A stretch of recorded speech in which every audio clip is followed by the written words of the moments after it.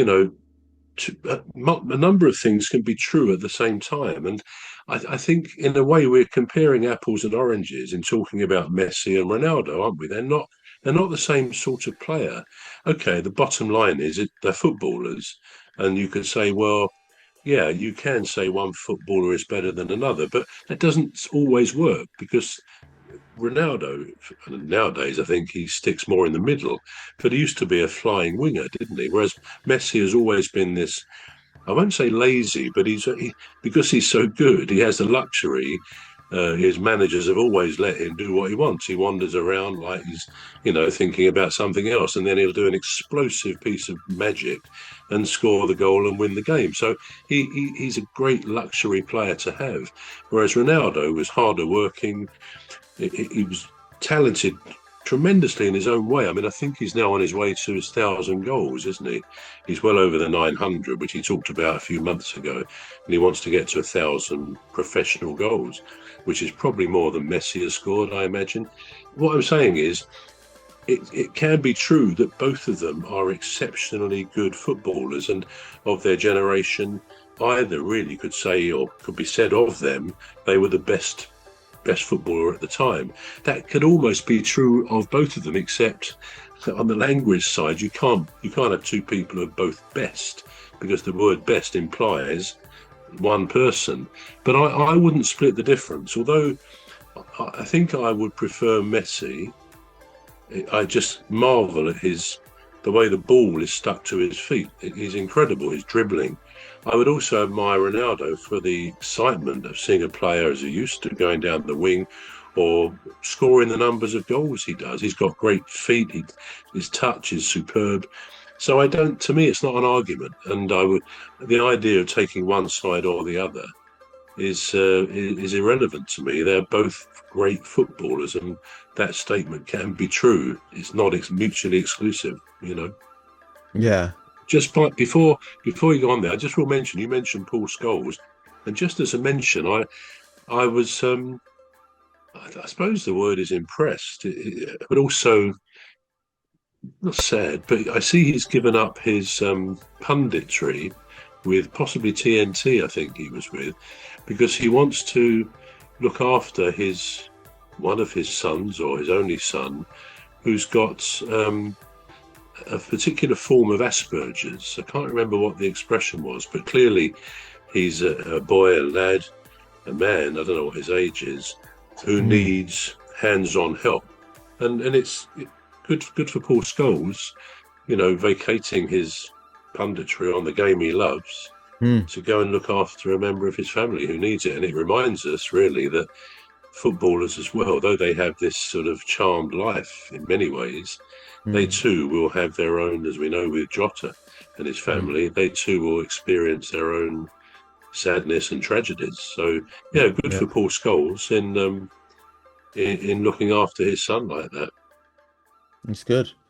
That's very admirable, actually, because the selfishness abound these days, and so to see somebody that would give up, somebody that would do a selfless act, it's really encouraging to us, isn't it?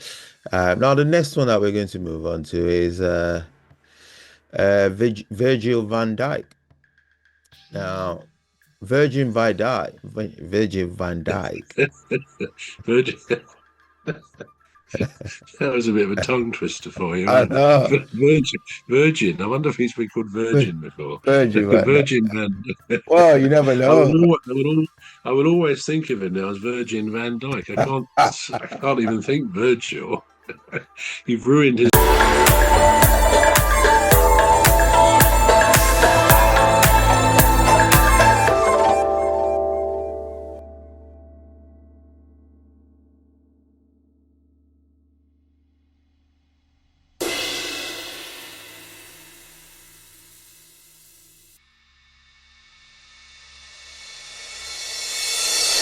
I can't even think Virgil. You've ruined his name for me, cuz. Anyway, Virgin van Dijk. Yeah, what about him? Well, his agent got in touch with Real Madrid, when his contract was, running, well, it was about running its course. And well, Real Madrid never got back, so Liverpool offered him a fresh contract and well, renewal of his contract, and he accepted it. Now, two things there. Is it a good fit for Real Madrid? What do you think? Virgil van Dijk? Well, I would have to say yes. I think because Huh? he's such a quality player. I mean, I can't particularly picture.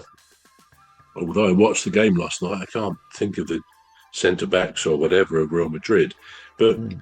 someone like him, Van Dijk, would surely fit into any team. He was a great player at Southampton, wasn't he? And that's where Liverpool eventually bought him from a few years ago, I think for 25 million when the prices were a bit less.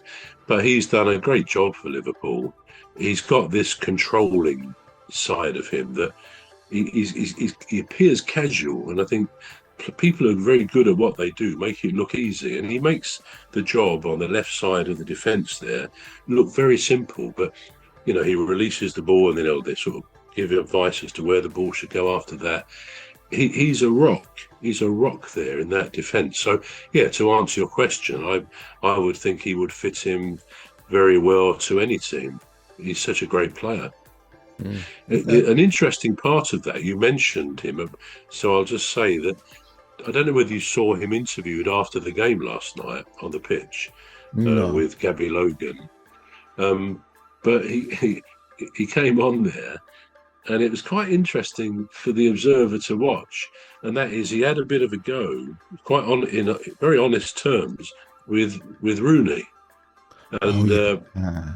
because apparently and this is a danger, I think, of pundits. They sometimes can upset the players. And I mean, most of them on Match of the Day have done that before. And the players will say, look, they were players once. They know how tough it is. And we get criticised for not showing interest or this. And they get quite upset about things that are said, understandably, really. I know pundits have got a job to do, but if I were a pundit on there, I'd be fairly careful about aiming my barbs at current day players, because I would know what a tough game it is. Anyway, he had a bit of a go at Rooney because apparently when Liverpool were very much in their downturn earlier this season, Mm. Rooney on Match of the